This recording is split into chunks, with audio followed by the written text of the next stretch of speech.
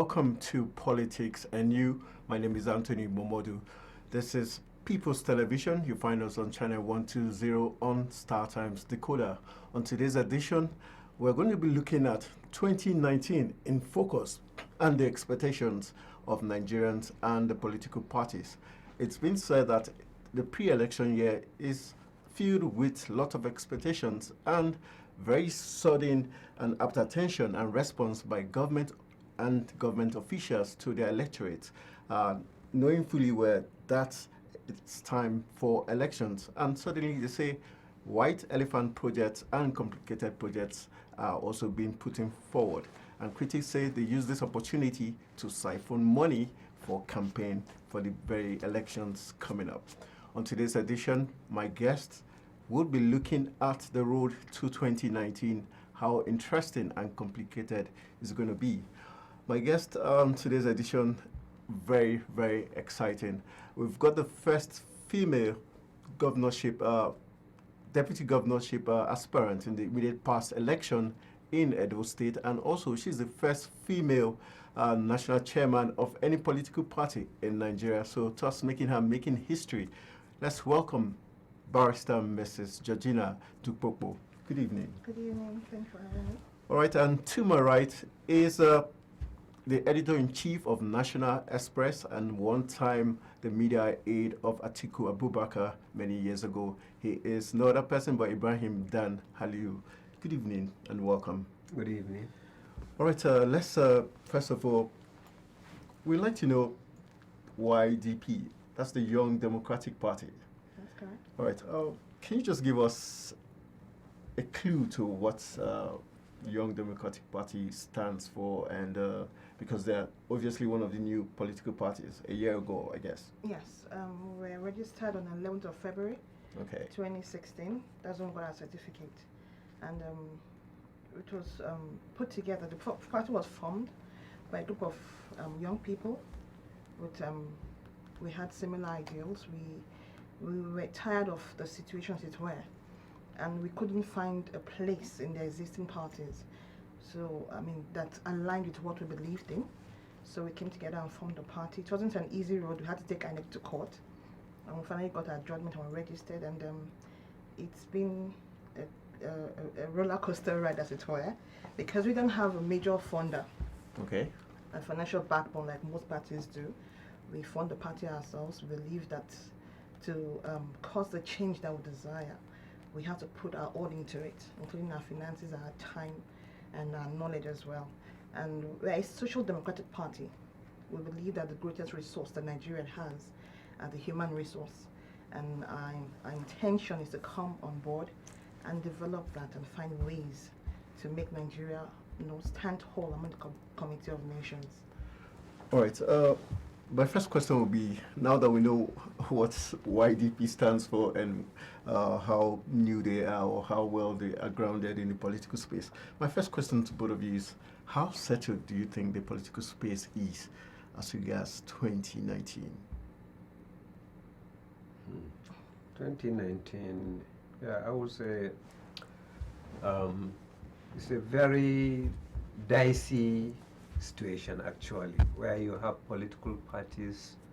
Already there are those that we can call the big three or the big four. Okay. Yes, and then all the others, including the newly registered ones, Right. over 20 of them. So Nigeria now has about one of the most robust political environment in the whole of Africa, Okay. with over 70 political parties.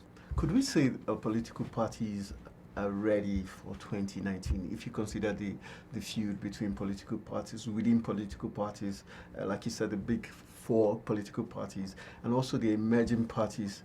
What impact do you think they can bring to the table? Okay, first and foremost, I'd like to say that political parties they play a very vital role in the growth of democracy in Nigeria in any clime. So having, as I said, over 70 political parties is not out of place. Okay. But how prepared are they for 2019? Yeah, we have the big four, but the big four as it is now are In crisis. Exactly, are riddled with crisis, and we have the emerging parties. For instance, I always refer to my party. YDP is We are at the moment building up structures in parties because we are still new. In states, rather, we have 9 states already covered. But you were the deputy. You went for the deputy governorship in the immediate past elections. In Edo How State. how was it? It was interesting. It was You- interesting in okay. the sense that going on the field, I learned a lot. That was my first outing, apparently. I learned a lot. I realized politics is not what we think it is on the outside. Because I go into politics because I got tired of sitting on my couch and complaining about what was wrong with our country.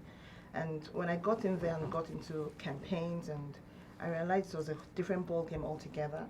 And I realized there's a lot of work that needed to be done to the psyche of Nigerians, because we are more concerned about what comes to me than voting for the right candidate or for the right campaign, as it were, someone that has the right manifesto.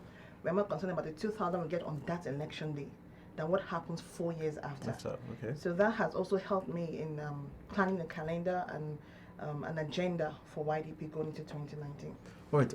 She made mention of. You also made mention of the new political parties. Do you think they can actually truly make an impact in terms of probably realigning or actually playing the it's hard to spoiler? predict for now whether they will make impact or not. Like she said, most of these political parties, especially the new ones, they are coming in. Many of them are unexperienced. They don't Okay. have experienced people.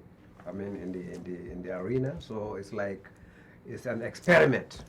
They are put on an experiment. But I think the way I see it, they can make impact. Is it based on If alignment? they really look at like-minded people in among the other political parties and do some realignment, so that they can come with full force and they can pull resources together, instead of, I mean, each party going on its own way. There are so many areas where they can collaborate, they can partner, and then produce candidates for different positions. All right. If we look at 2019, we look at what's happening presently in terms of security issues. Can we truly say that 2019 election is going to be credible? Yeah, I don't see 2019 being different from any other elections that were conducted in this country. The only area where we may have people may be skeptical probably is in terms of insecurity in some regions. I mean, in some areas, like in Kaduna now, in Benue State, in Taraba State. These are areas where we are seeing eruptions of communal violence, and probably that may actually affect the conduct of the election. Maybe there may be suspension of election in some places. But this is where we need to call on the government to really stand firm and make sure that the people that are causing this crisis, these clashes, they identify, the security should identify them. And you also made comments about them coming together. Would you ascribe them coming together as in with the old political parties or with the new parties? Well, it coming depends together? on what their agenda is. For instance, like the Young Democratic Party, I think they may have their own aspiration. Probably is they want young people to come into government, to participate in governance, instead of just being keen watchers, or I mean, being just being vanguard of some political parties. So probably from that, you cannot easily define and say whether they should align with the old parties or they should align with the new ones. It depends on what their agenda is. All right. The name Young Democratic Party means it doesn't necessarily mean is meant for the young people or the young people at heart. And what's the guarantee that the young people are going to get this opportunity? If you look at the economic or the financial implications of them running for it, what makes YDP? What is YDP going to, give to them that's going to make it easier for the financial body? Okay. The young people, yes, they do have an opportunity, because, like I said, going into the election in Edo State, I gained some valuable experience. Okay. Realize that what we intend to work with is getting a candidate that's on ground with the people. If you're on ground with the people, you really don't have to give them the 2,000, 1,000 that most electorates are expecting from political parties. That's our intention. So we've been encouraging young people that have shown interest and want to contest for a new position to make sure you go back to your word, get to know your people, be able to represent, get to know their needs, identify with them, and try to meet those needs already. Some of these things you actually do not need too much money to meet some of these needs. It's just showing concern and reaching out to the right agencies and the right organs, including donor agencies, could help you sort out their problems. And once they know that you're in touch, you have a listening ear to their problems, then getting votes from them will definitely be easier. And then I'd like to also address the security threats at the forthcoming elections. I think, yes, we've had violence, pocket of violence in certain states in Nigeria, but I don't think that will disrupt the election in 2019 because I think we had worse than this in the Northeast at the last 2015 election, the general election, and the election still held, and I think we had quite a large number of voters from that region. So I think definitely, I have a friend, for instance, from Adamawa State, whose community was affected by this recent crisis. And she said she went there during the Christmas, and she was amazed at the spirit of the people. They were determined not to be terrorized.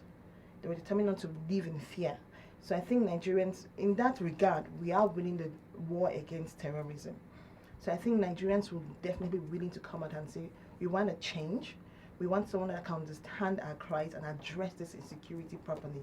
So I don't think to affect the elections at all. All right. With what she said, can we truly say, if we look into that, can we say the big four parties still hold sway or still stand a chance which all Nigerians have gone through in terms of Nigerians still voting for these parties? No, they don't. They don't. You see, if you look at the big four that we are talking about, like the PDP, for instance, the APC, like she said, is riddled in crisis. Yep. The APC itself, even though recently the president has declared his intention to contest, but you can see it very clearly that there is some cloud of crisis surrounding it because meetings are being held with some governors being isolated. They are not aware of what is happening. But so they have advantage over the new parties, actually, the upcoming parties. The advantage is they are well known. They have political structures everywhere. So those are advantages. But I'm telling you, if the new parties can really look at their own area of strength, exactly. One area of strength, like the Young Democratic Party, I always tell the youth that I'm not a youth, but I have worked with youth for over 17 years, mentoring them. So I always tell them, if you want to produce the president of this country, you can do it. You don't need somebody to fund you. You have a population. And that's what democracy is all about, the numbers. You have the numbers. Use your numbers. Okay, let's look at the fact that every pre-election year, Nigerians seems to be shortchanged because the focus of the ruling government is to source for money in various ways to their campaigns. What should electorates be looking out for in order to say, okay, when they come calling, we're going to say you've not done X, Y, and Z? Well, that has been the story since this present democracy started. So is there something different your party and other parties could do to highlight these flaws, these continuous flaws? Definitely, and I think basically Nigerians are becoming more aware. They're becoming more politically aware. What we should do, what we are trying to do in YDP, what we are doing in YDP is to make people more politically knowledgeable. Make the right decisions, not based on sentiment or stomach infrastructure. Make a decision that will affect you positively in the next 4 years. Because it takes 2,000 naira, 3,000, 5,000, a bag of salt or rice this year.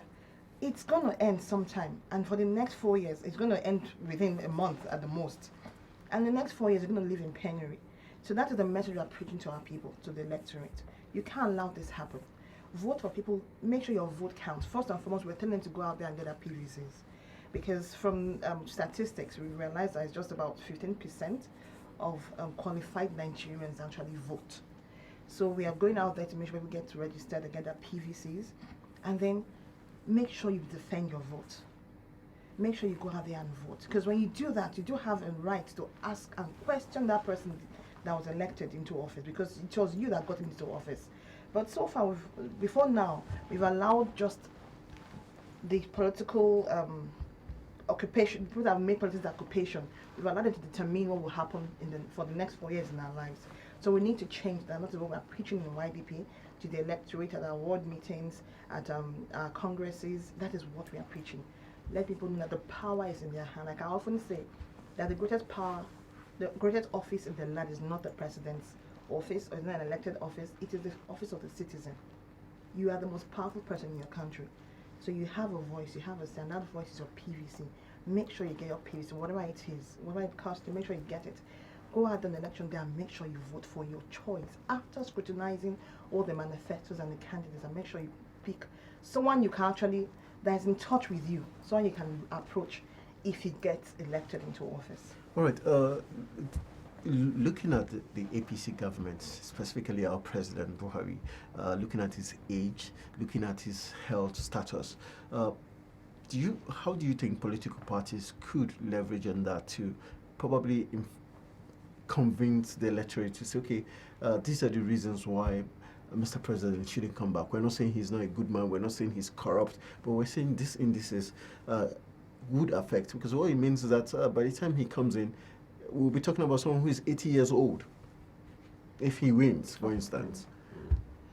Well, I don't think the age may not be a campaign issue in Nigeria in 2019, because why I said that, because even in other political parties, if you look at the people that are aspiring to contest for the presidency, there are people who are above 60. But we're talking about the president who is clocking 80 and who is not fit health-wise. Yeah, I know the politicians, I mean the other political parties will definitely use that. Okay. But some Nigerians may not take that as a good, campaign issue. Okay. Much more than issues of development issues. What has the government achieved actually in the last 3 to 3 years? But could you name any notable things you could say, okay, these are good results? I think always when I see stories flying around, even like yesterday the president was in Kaduna. Okay. It looks like the government lacks coordination. They lacks coordination. Coordination. Okay. They have recorded some achievements, but they are not highlighting them. So even in the New Year speech, the president did not mention any achievement of this government.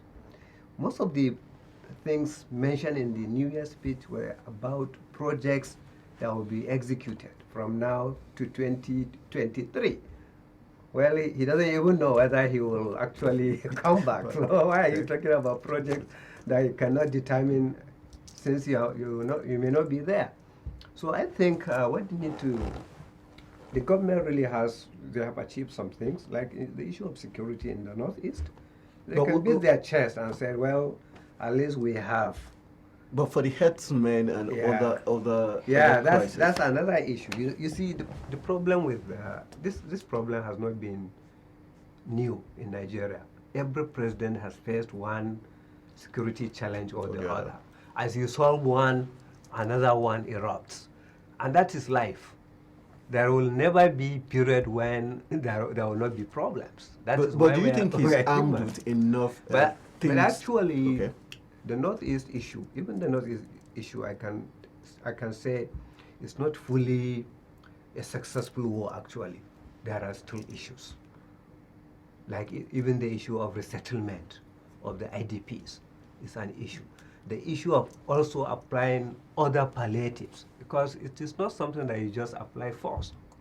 You have to adopt the force and then also combine it with some social development you have to empower the youth in those communities. You have to build new schools so that the pupils could go to school, the children in those communities could go to school, and that will actually prevent, I mean, it's like it's going to address the issue of Boko Haram's indoctrination, because normally they look at sub-targets. Who are the people that they can really convert into their cause? There are people who are either jobless or they are not even going to school, so they are illiterates. So the issue of education is very important. The issue of economic empowerment is also Anthony, very before you important. ask the next question, Yeah. I'd like to give an opinion on the age. Age, yeah. You know, The age is very important, I guess. it is, because recently, looking at world politics, we've had young presidents, young heads of governments in foreign countries, and Nigerian people are crying for the same here. And looking at the antecedent of our president, when he came into office, it seemed as if his age was not An issue.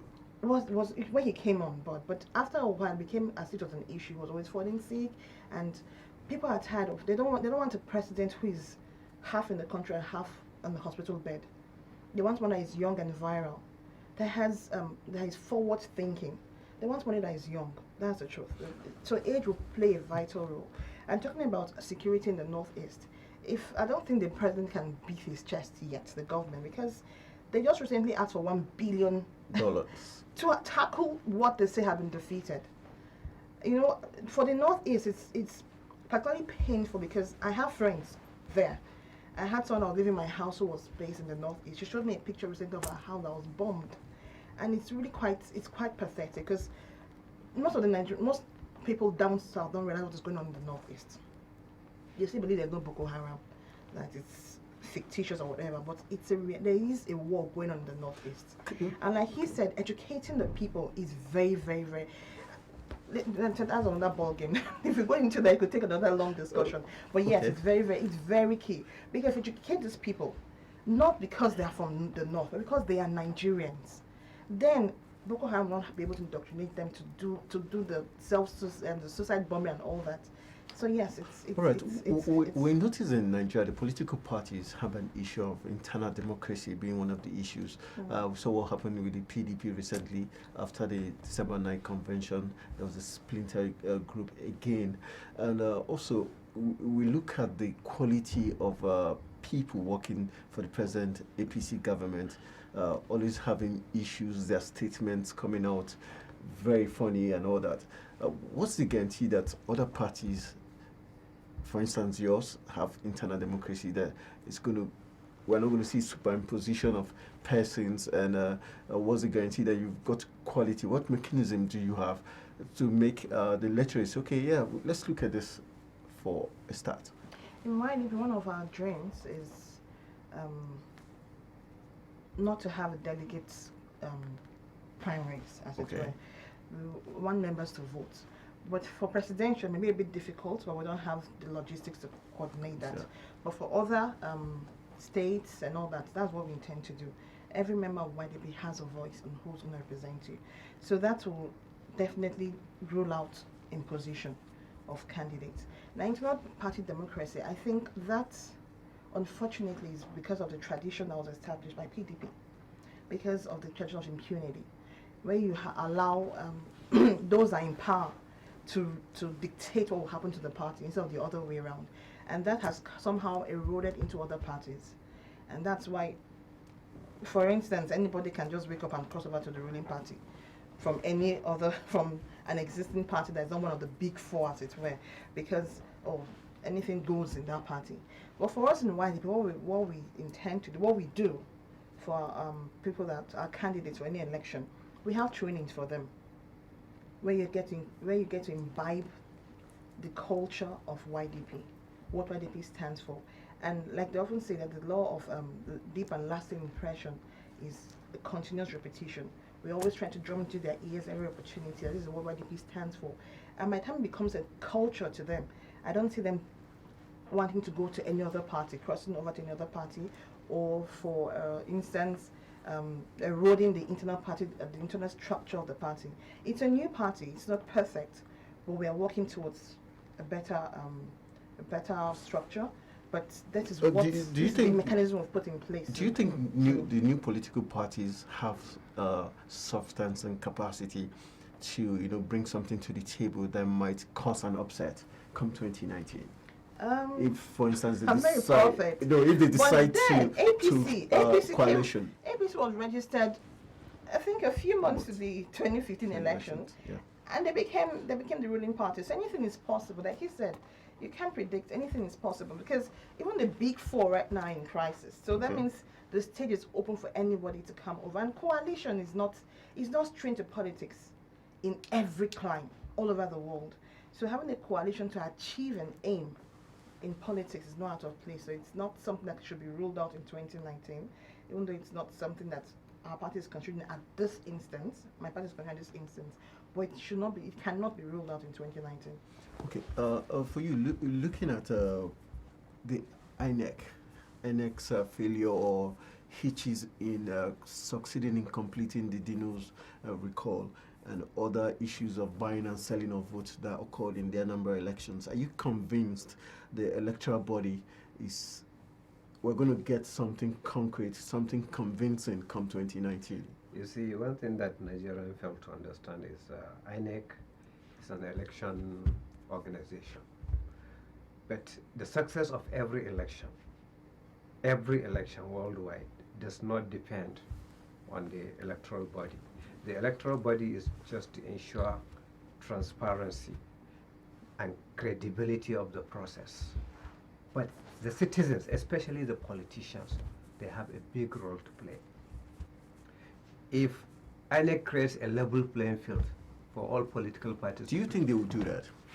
Considering the fact that... Oh, sure, I know they will do that. Why do you... What convinces you? Yeah, because if you look at even the elections they are talking about, that like the Anambra elections, yeah. Everybody knew before the election, what's his name, the governor? Willie Obiano. Obiano was raising hell. It's like APC wanted to...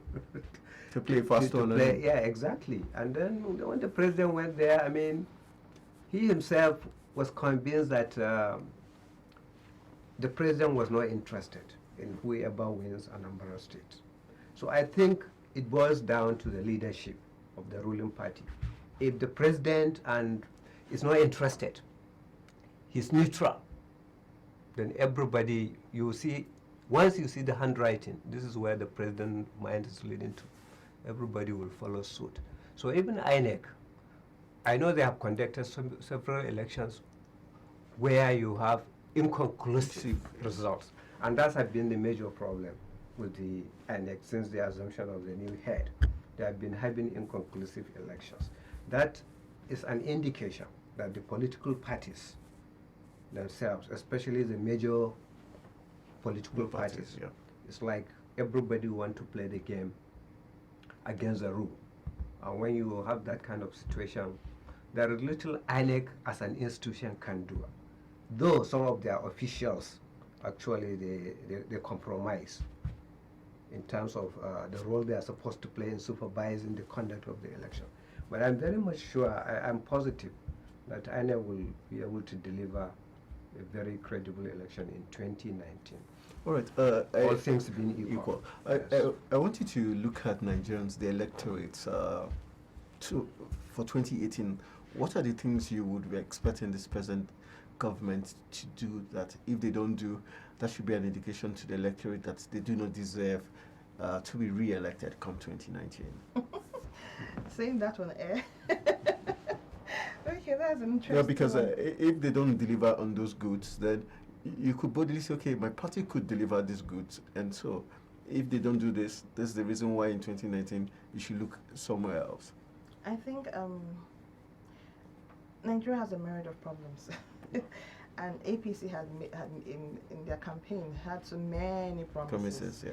That but I think only three. Three: security, economy, yes, and corruption. Corruption. Yes.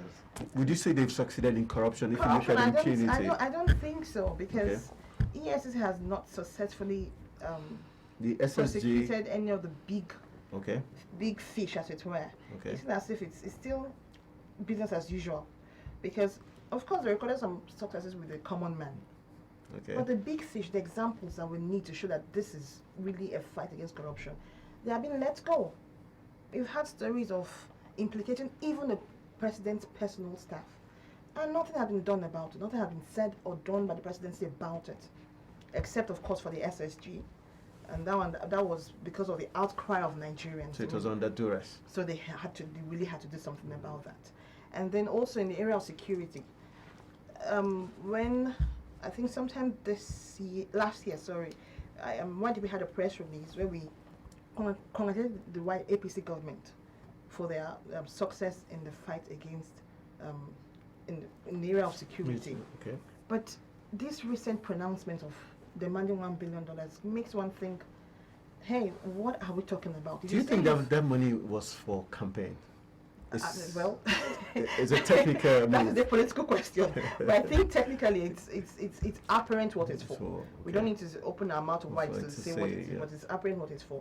And well, looking at it at face value, if you say you've won this person and we have congratulated you on your success, and then you come back and slap us on the face and tell us, oh well, we haven't really done that, and we need $1 billion. That means we take back our congrats. They haven't done anything in the area of security. If you need that much money to fight to instill security in the Northeast, just the Northeast alone. And then the area of the economy, people are still hungry. People are still hungry. The APC, when they were coming on board, said they're going to make the Naira equal to the dollar.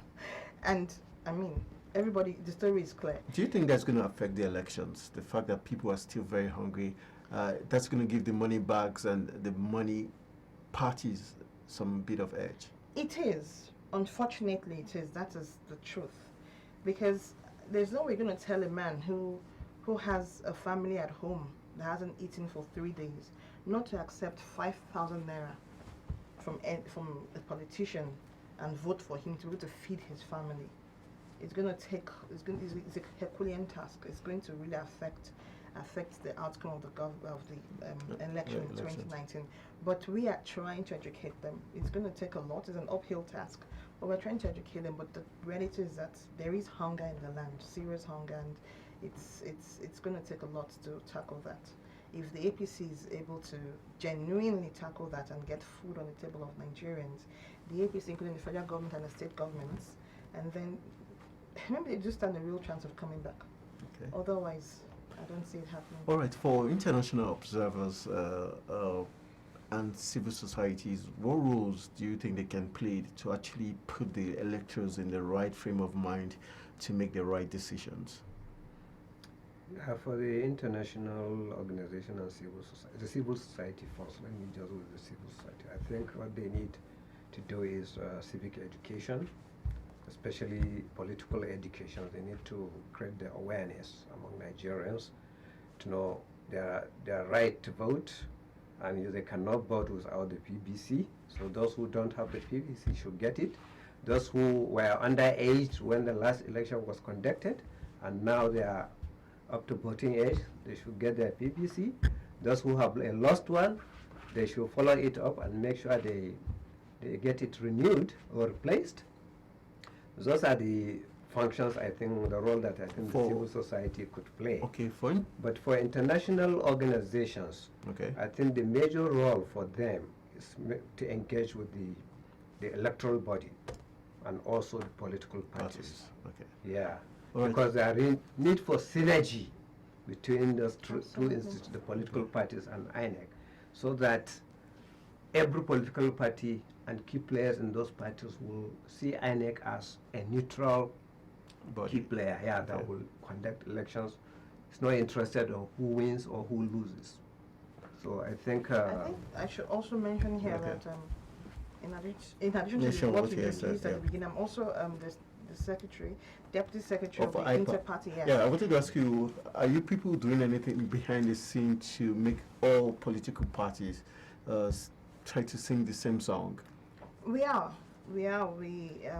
For this year, for instance, we have a number of trainings scheduled from the national to the state levels for all political party officials, executives, and the primary focus is internal party democracy. Okay. Yes, so we're working with INEC. INEC is also a member of IPAC actually. Okay. So working with INEC and also working with our development partners to effect these trainings. Okay. All right. For independent candidature, what's if it's finally approved? Do you think it stands a chance looking at 2019 and also for the youths? How do you think the youth still have their zeal, like when the Not Too Young to Run bill was up and everyone was almost up in arms trying to push for it? Yes, are the youth coordinated? I think they're not coordinated right now as much as they were for the passage of the bill at the national level. Right now, at the state level, they're not. There's no central coordinating force kind of for the young people. I was trying to talk to a couple of young organizations that they should form themselves into pressure groups, go to the State House of Assembly and ensure the passage of these bills. And for the independent candidature, I honestly don't think we're ready yet in Nigeria for that. I honestly don't think we're ready. Is it because of the financial implications or the electoral structure? Maybe in 2023, because actually election planning and campaigning starts at the end of a previous election. Sure. So whoever is coming, imagine as an independent candidate doesn't have time to campaign. That's the truth. And if he does emerge and the bill gets passed, and he tends to go for the 2019, I don't see him being successful. Him or her, it could be a female, being successful, because it's going to be a whole lot of work to be able to get your structure together and be able to get followership. It's a whole lot of work. Do you think Nigerians are going to be shortchanged, especially when it's a pre-election year? Because most times we know that once it's July, governments seem to go on hold and everybody's now going campaign mode. Yeah, definitely politicians they're very cunning. They're very cunning people. Sorry to say. Some politicians. No, I think not all. I think it's part of the art of politics. You see, when you are looking for votes, I mean, the time you are looking for votes, definitely you have to be a good guy or a good girl. I mean, to the electorate, because you need their votes. So even what the APC government is doing now at the center, I see it as part of that process. Yes, The president just launched 10 coaches, additional coaches of Abuja Kaduna Rail. And they want to increase it's part of it. And he promised Nigerians that he's going to construct roads this year, some of which the construction will exceed his tenure going into 2023. So you definitely know that those are part of the tricks that politicians play, especially the incumbents. That's the kind of tricks that they play. As we wrap up, what will be your final take as regards the road to 2019? Using your party as a yardstick, what will be your final take?